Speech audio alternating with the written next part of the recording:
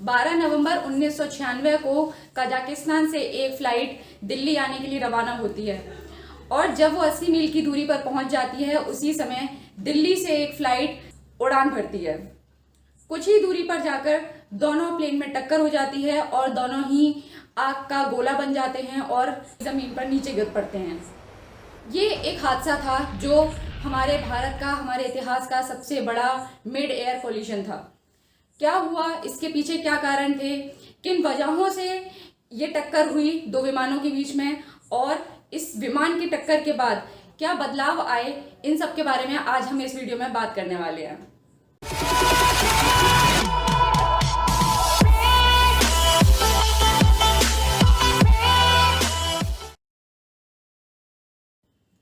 बारह नवंबर 1996 3:55 Kazakhstan airlines की flight KZ-1907 शिमकेन से उड़ान भरती है। ये एक चार्टर्ड प्लेन था जिसमें 10 क्रू मेंबर थे और 17 यात्री थे। ये 17 यात्री पड़ोसी देश किर्गिस्तान से थे जो कि भारत 3 घंटे की यात्रा तय करके दिल्ली पहुंचने वाले थे। ये किर्गिस्तान से आने वाले यात्री दिल्ली में ऊन खरीदने के लिए आए थे जिसका व्यापार वो आगे चल के मिड एशिया में करने वाले थे। उस समय रशिया के प्लेन्स में 10 क्रू मेंबर रखे जाते थे। आज की तरह एक पायलट और एक को पायलट की तरह मेंबर नहीं होते थे। उस वक्त एक बड़ा क्रू मेंबर रहा करता था।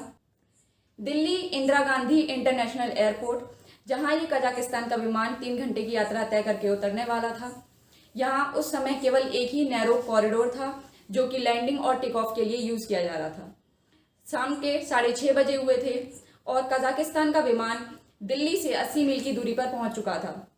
उसी समय दिल्ली से एक और विमान डिपार्चर के लिए तैयार हो चुका था जिसका समय था 6:33 का। 6 बजे उस विमान का रूटीन इंस्पेक्शन हुआ और रूटीन इंस्पेक्शन के बाद 6:33 पर वो विमान उड़ने के लिए तैयार हो गया था। ये विमान था सऊदी अरेबिया एयरलाइंस की फ्लाइट 763 जिसमें 313 यात्री मौजूद थे और उन 313 यात्री में 231 यात्री हमारे भारत के, इंडिया के थे। उस समय इन दोनों विमानों को नियंत्रित कर रखा था ATC वीके दत्ता ने। ATC यानी कि एयर ट्रैफिक कंट्रोल, जिनका काम ये इंश्योर करना होता है कि दो विमानों के बीच में 1000 फीट की दूरी बनी रहे। वीके दत्ता 16 साल से इस काम को कर रहे थे।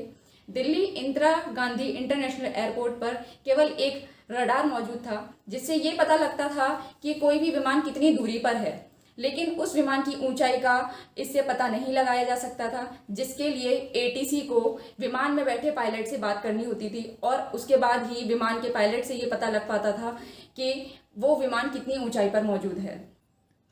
6:33 पर सऊदी विमान दिल्ली से उड़ान भरता है। जब वो 1000 फीट की ऊंचाई पर पहुंच जाता है, ATC से कांटेक्ट करता है और ऊंचाई पर जाने के लिए परमिशन मांगता है।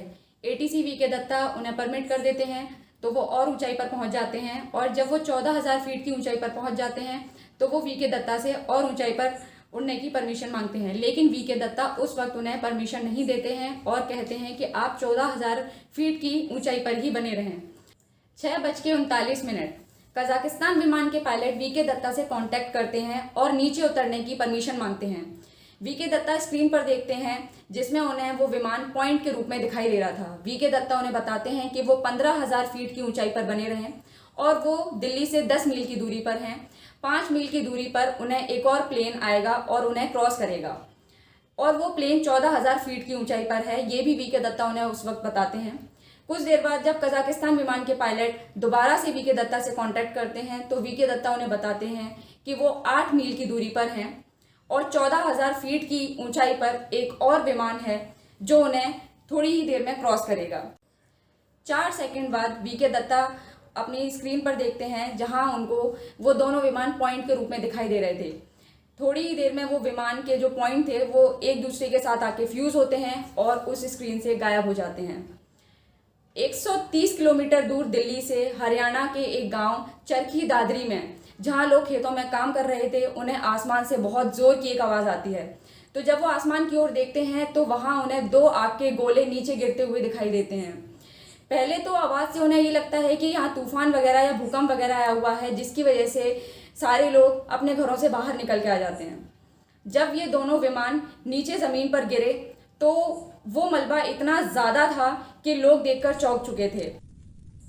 इस हादसे में 349 लोगों की मौत हुई, जिनमें से 93 लोगों की तो शिनाख्त ही नहीं की जा सकी कि वो कौन थे और कहां से थे, क्योंकि उन लाशों की हालत इतनी खराब हो चुकी थी। जिसके बाद आधे लोगों का अंतिम संस्कार किया गया और आधे लोगों को कब्रिस्तान में दफनाया गया, क्योंकि यही नहीं पहचाना जा सका कि वो किस धर्म के थे। इंडियन कैपिटल दिल्ली के पास परसों हुए प्लेन कोलिजन में मरने वाले 349 लोगों में से अब तक 317 बॉडीज को आइडेंटिफाई किया जा चुका है। चरखी दादरी में मौजूद हमारे कॉरेस्पॉन्डेंट चौधरी की रिपोर्ट। कल शाम से ही इस एरिया में मास फ्यूनरल के लिए एक तरफ चिताएं सजाने का काम किया जा रहा था तो दूसरी तरफ कब्रें खोदने का। आज शाम कुल 91 लाशों का अंतिम संस्कार किया गया। 78 मुस्लिम्स और 3 क्रिश्चियंस को दफनाकर और 10 हिंदूज को जलाकर उनकी आत्माओं की शांति के लिए प्रार्थना की गई। क्रैश साइट से मिली ज्यादातर बॉडीज अभी भी चरखी दादरी के सिविल हॉस्पिटल में पड़ी हैं। लखनऊ से आए मुशीर ने अपने बड़े भाई और जवान भतीजे की लाशों को शरीर के निशान देखकर पहचाना। हमने उसी को हाथ लगाया, हमने अपने भाई को देखा और फिर भतीजे को हमने देखा, उसके कागज निकाले। 350 लोगों की जान लेकर इस क्रैश ने इंडियन सिविल एविएशन के ट्रैक रिकॉर्ड पर एक क्वेश्चन मार्क लगा दिया है और वर्ल्ड मार्केट में अपनी साख कायम करने के लिए इंडियन गवर्नमेंट को न केवल इस क्रैश की एक सीरियस इंक्वायरी करानी होगी, बल्कि देश में सिविल एविएशन के स्टैंडर्ड को सुधारने के लिए भी कुछ नए कदम उठाने होंगे। इस विमान हादसों के लिए वीके दत्ता को ही दोषी माना जा रहा था और हर किसी की नजर वीके दत्ता पर ही थी। लेकिन वीके दत्ता कितने दोषी थे इस बात का पता चला वॉइस रिकॉर्डिंग से, जो कि फ्लाइट के ब्लैक बॉक्सेस से मिली थी। इसके बाद बारी आई इन्वेस्टिगेशन की और इन्वेस्टिगेशन का काम सौंपा गया केपीएस नायर को। केपीएस नायर उस समय डीजीसीए थे, director general of civil aviation. उन्होंने सबसे पहले दोनों विमानों में मौजूद ब्लैक बॉक्सेस को ढूंढना स्टार्ट किया। ब्लैक बॉक्सेस में कॉकपिट वॉइस रिकॉर्डर और फ्लाइट डेटा रिकॉर्डर दोनों ही मौजूद होते हैं। कॉकपिट वॉइस रिकॉर्डर से पिछले 30 मिनट की रिकॉर्डिंग्स मिलती हैं और फ्लाइट डेटा रिपोर्टर से ये पता चलता है कि कोई भी फ्लाइट कितनी ऊंचाई पर थी और किस स्पीड में थी। असल में उस दिन हुआ क्या था, कजाकिस्तान का जो विमान था वो डिसेंट में था, वो नीचे उतर रहा था और यहाँ से सऊदी विमान उड़ान भर रहा था। कजाकिस्तान के विमान ने जब नीचे उतरने के लिए परमिशन मांगी तो वीके दत्ता ने उन्हें 15,000 फीट की ऊंचाई पर बने रहने के लिए कहा, और जब सऊदी विमान ने ऊंचाई के लिए परमिशन मांगी तो वीके दत्ता ने उन्हें 14,000 फीट की ऊंचाई पर बने रहने के लिए कहा। वीके दत्ता के द्वारा दिए गए निर्देश बिल्कुल साफ थे, बिल्कुल क्लियर थे। उन्होंने 1,000 फीट की दूरी बनाए रखने के लिए दोनों को निर्देश दे चुके थे। लेकिन असल में जब रिकॉर्डिंग सुनी गई तो पता चला कि जो कजाकिस्तान का विमान था उनके लोगों को इंग्लिश समझने में काफ़ी परेशानी थी, वो अंग्रेजी में काफ़ी वीक थे और इसकी वजह से उन्होंने निर्देशों को गलत तरीके से समझ लिया। जब वीके दत्ता ने उनसे ये कहा कि एक और विमान 14,000 फीट की ऊंचाई पर है तो उनको लगा कि उनको 14,000 फीट की ऊंचाई पर आना है और वो नीचे उतरते चले गए, जिसकी वजह से इन दोनों विमानों के बीच में टक्कर हुई। फ्लाइट डेटा रिपोर्टर से पता ये भी चला था कि कजाकिस्तान के विमान ने जब ये कहा कि वो 15,000 फीट की ऊंचाई पर है तो असल में वो 15,000 फीट की ऊंचाई पर ना होकर 14,500 फीट की ऊंचाई पर आ चुका था। इस विमान हादसे के पीछे कारण था कजाकिस्तान के पायलट का बातों को ठीक तरीके से ना समझ पाना, क्योंकि उन लोगों की अंग्रेजी खराब थी, और दूसरा ये कारण था कि उस वक्त मौसम बहुत ही खराब था, घने बादल थे, जिसकी वजह से एक विमान को दूसरा विमान सामने से आता हुआ नहीं दिखाई दिया। इस हादसे के बाद सरकार की आंखें खुली और उसके बाद विमानों को लेकर कई सारे बदलाव किए गए।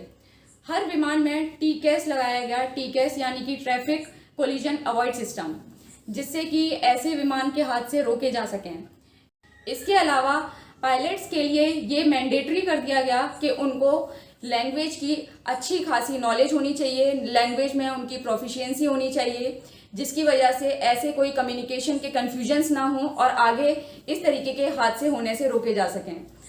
तो ये हमारे इतिहास का अब तक का सबसे बड़ा और सबसे खतरनाक मिड एयर कोलिजन था। मिड एयर कोलिजन यानी कि हवा में दो विमानों के बीच की टक्कर। तो चरखी दादरी में हुए इस विमान के हादसे के बारे में जो भी तमाम जानकारी थी वो मैंने आज आपको इस वीडियो में दी हैं। अगर आपको मेरा ये वीडियो पसंद आए तो आप इस वीडियो को लाइक कर सकते हैं, और आगे भी आने वाले समय में मैं काफ़ी सारी इंटरेस्टिंग फैक्ट इस चैनल पर लेकर आने वाली हूँ। तो अगर आप भी इंटरेस्टेड हैं तो आप मेरे इस चैनल को सब्सक्राइब कर सकते हैं। धन्यवाद।